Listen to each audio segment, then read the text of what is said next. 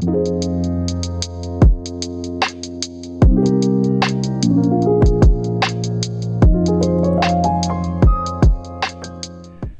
everybody, welcome back to the Pressing Matters. I'm Scott. Thank you for tuning in today. Thank you for your support. Today I get to talk about another Living Stereo title, and this one is from the very top of the Living Stereo catalog. It is Reiner and the Chicago Symphony's Respighi, Pines of Rome, and Fountains of Rome, a legendary record that has quite a backstory to it, and I'll tell you all about that in a second. I'm going to cover 5 different pressings. I'm going to kind of move through them quickly because I don't want this to be a super long video.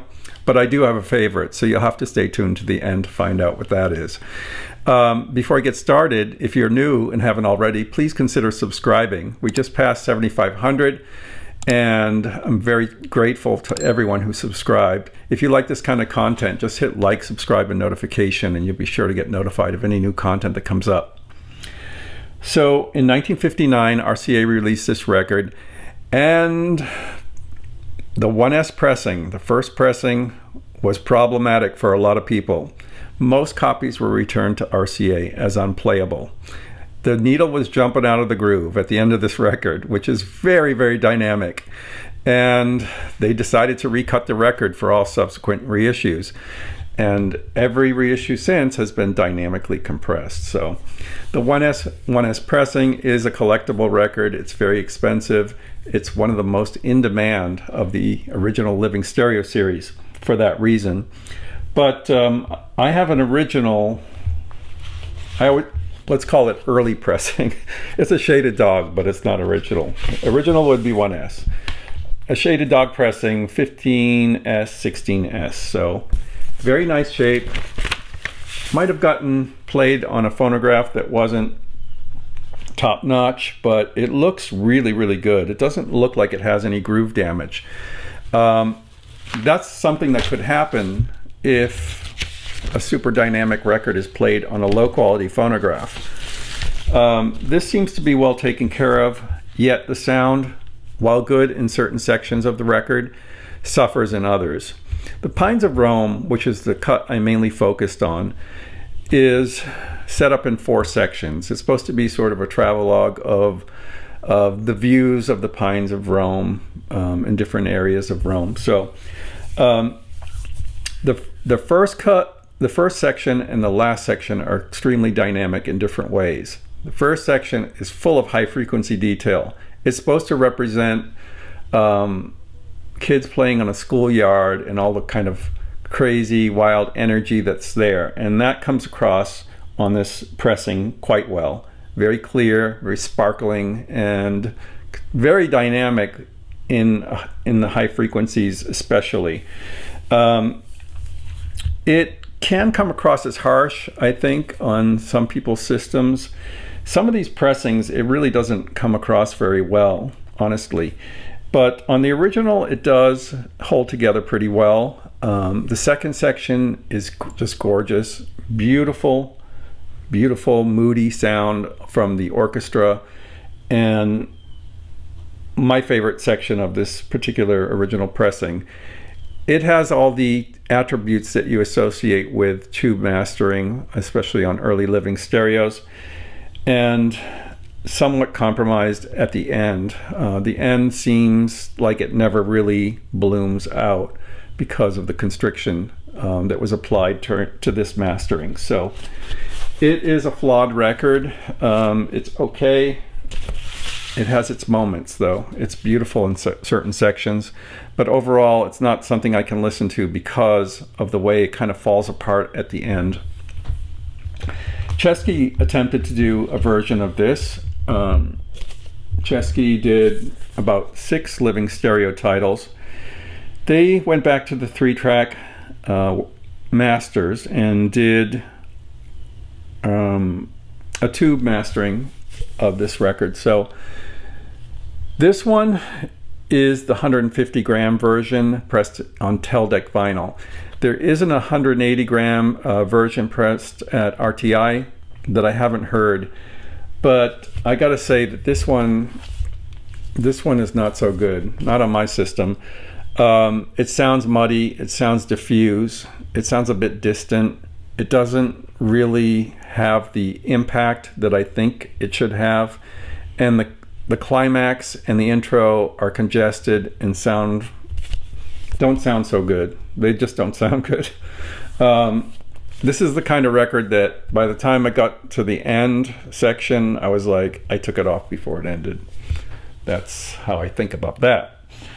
The classics are another case of some strengths and some weaknesses. This classic is by Bernie Grundman. This came early on in the classic reissue series. Mine is an import. I don't know if you know this, but some of these were done with a plain red label with no dog. They were imported to Germany, I think, for distribution by Alto Analogue, and they couldn't use the dog. So that is why you see a plain red label. This is numbered edition 2-2033. This one really opens up the sound. It's much more transparent. You can see into the sound stage. It gives a better sense of presence overall. It does have a high frequency emphasis that can be a little bit edgy on the opening section with the kids playing, and the end section with the march to I don't know where, but it's like kind of like ominous marching sound, which is really rendered well as far as the bass here.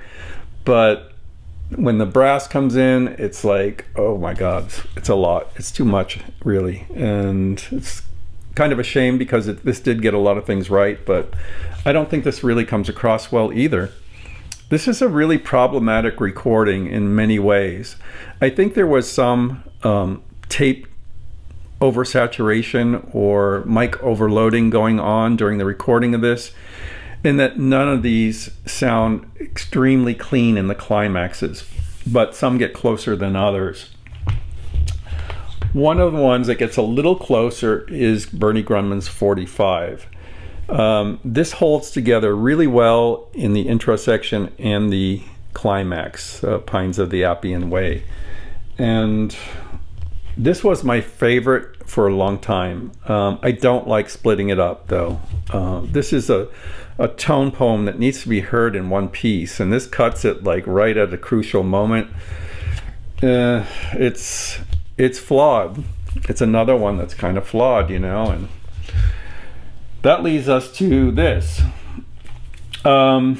This is the new Analogue Productions, well, not new, but new to me, Analogue Productions 33. There is a 45 as well. I do not have that one. It was out of stock at the time I decided to do this shootout and order this one. It comes again in a beautiful jacket, and these jackets are really important. I'm going to mention one thing. If you are buying this series, jackets are important. The jackets are really important. Of course, the mastering and sound are too, and pressing. But I am upgrading my copies partly because of the jackets. And I was a little disappointed when I received my order. I ordered this, the Julian Bream guitar recital disc, and the Reiner sound. The Reiner sound came in a matte jacket. And I was like, what? Why is this in a matte jacket? Actually, I have it right here. It's matte.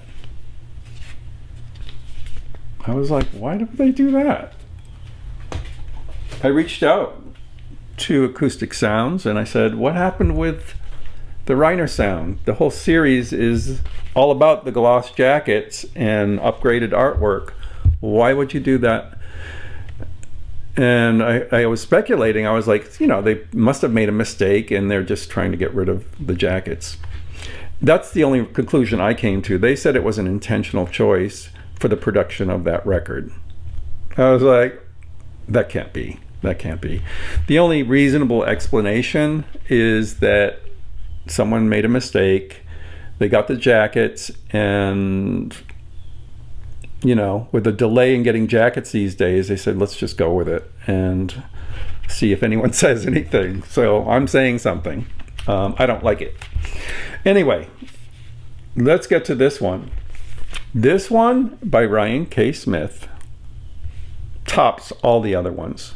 Absolutely. This one holds together everywhere on the record and conveys all the beauty and grandeur of the final movement without sounding harsh, without sounding compressed.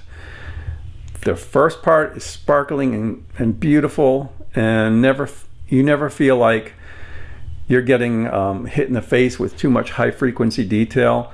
It's just lush and beautiful and an immersive experience that just rendered all my other copies in the dust.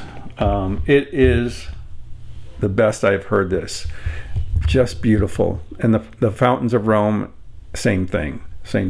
But this is a home run. Really, if you don't have this record, don't bother searching out the other ones. I wouldn't. I don't think there's any reason to. I think this is really done beautifully. And I sat there entranced from the moment I put the needle on the groove to the end.